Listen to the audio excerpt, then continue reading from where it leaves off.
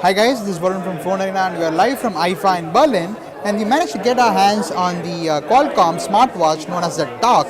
So this is the watch itself with a nice Mirasol display, means that it can last for days together.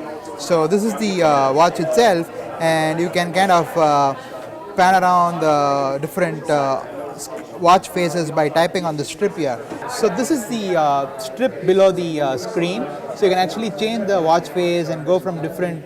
It's in a lock state right now. So you can see the stock ticker and the time and different options here. So as you can see, if I tap at the bottom, it comes on with the other options. So as you can see, there's a calendar as well. So you can set up notifications and you can control the music player on the phone using this watch on your wrist. So this is the weather information and a lot of other informations as well. So you can see the battery life here. It's about 84% on the watch. So it's about 3 days Qualcomm is promising for the battery life for the Talk watch.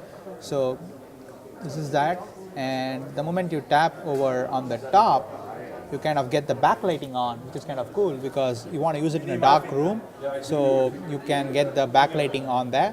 So that's the option. So if you want to turn off the backlighting, you can kind of turn it off. This works very well in sunlight, so that's what Qualcomm is promising. And I kind of like it. It's very similar to what I'm wearing here. I'm wearing a Pebble watch right now. And the only problem with the Pebble watch, it's a one-way device. The Qualcomm Talk is a two-way device. It's going to be priced at about $300, and Qualcomm is going to market directly with this device. It's not going to sell it in huge numbers. It's not planning to do so, but it's going to sell in limited quantities.